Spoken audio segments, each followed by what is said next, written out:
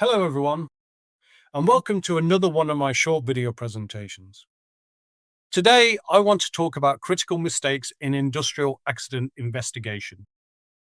When an industrial accident happens, three questions demand answers. What happened? Why did it happen? And how do we prevent it happening again? I am Wayne M. Sundborg, and over nearly 40 years, I have investigated more than 500 high-profile industrial accidents globally. 211 of those involve fatalities. And I can tell you this, investigation mistakes aren't just about paperwork failures. They mean families get the wrong answers. Workers lose trust in their organization's safety systems, and the same accident happens again. Today, I am going to share the 5 most critical mistakes I see investigators make, and, more importantly, how to avoid them. Mistake number 1, to rush into conclusions. Pressure to close investigations quickly leads to accepting the first plausible explanation, which almost always means blaming the injured worker. We see it constantly. Worker didn't follow procedure. Worker was inattentive. Investigation closed. Why does this happen? Regulatory reporting deadlines. Management wants closure. And let's be honest, it's easier to stop at a surface level root cause than dig deeper into uncomfortable organizational failures. How do you avoid it? Establish minimum investigation timelines based on severity, not convenience. Challenge your initial findings with this question.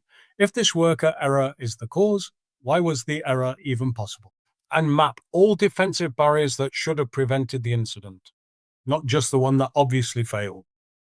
Mistake number 2, interviewing too late. The second critical mistake is interviewing witnesses too late. Memory science tells us that witnesses lose 50% of accurate detail within 24 hours. After 1 week, their memories aren't recalled. They're reconstructed. And by then, witnesses have already discussed the incident with each other, contaminating the evidence you need.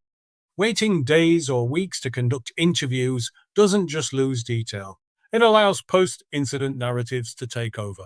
Everyone knows what they're supposed to say by then. The solution? Conduct initial witness interviews within 4 to 8 hours where trauma permits. Separate witnesses immediately before they discuss what happened, and document their statements before your site inspection findings influence what they recall. Mistake number 3, confusing proximity with causation. Investigators focus on what was nearest in time or space to the injury, not what created the conditions that allowed it. Here's a real example. A worker falls from a scaffold structure. Investigator finds he wasn't wearing a harness. Investigation concludes. Worker didn't wear PPE. Case closed. But what about the missing anchor points? The inadequate supervision? The production pressure that meant the job had to be done quickly, no matter what. Those are the real causes. But they're further away from the incident, so they get missed. How do you avoid this? Using the simple 5 whys discipline. Every answer becomes the next question. Timeline the event backwards from the injury. Identify decision points, not just the physical sequence. And always ask, what organizational or system factors made this final act inevitable? Mistake number 4. Investigators write conclusions in their notes. Worker was inattentive, but they never capture the raw evidence that demonstrates inattention. What exactly did you observe? What did the witness say, word for word? What did you measure or photograph? Without that evidence trail, your investigation can't be challenged, verified, or learned from. It's opinion masquerading as analysis. Here's the fix. Document what you observed, measured, and photographed, not what you concluded. Record exact witness quotes with timestamps. Paraphrasing loses critical detail.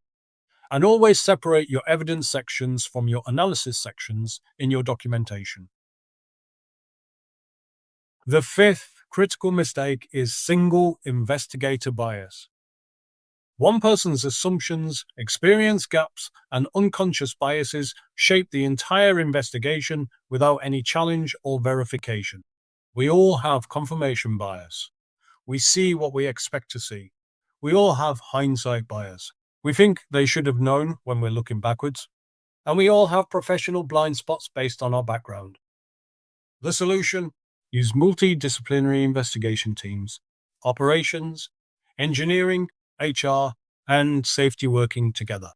Implement peer review of your investigation findings before you finalize reports, and challenge your own conclusions by asking, what evidence would disprove my current theory? Now, here's what connects all 5 of these mistakes. They all take the easy path. Fast instead of thorough. Convenient instead of comprehensive. Confirmatory instead of challenging. Opinion instead of evidence. Comfortable instead of correct. And I understand why. Real investigations are harder. They take longer. They challenge management. They demand courage. They require you to tell uncomfortable truths about organizational failures that people would rather not hear. But here's the thing. They're the only investigations that actually save lives. Somewhere in your organization right now, barriers are failing. Budget requests are sitting unanswered. Procedures don't match what's actually happening on the ground. Workers are adapting to broken systems. The question is simple. Will you discover those failures before or after you learn someone's name? Investigation mistakes aren't just about getting the report wrong. They're about whether the next worker goes home alive. Choose accordingly. Well, there you have it. The 5 critical mistakes in industrial accident investigation. I do hope you enjoyed this short video presentation and hope to see you back for another installment. Thank you for watching. Goodbye for now. Have a safe and healthy day.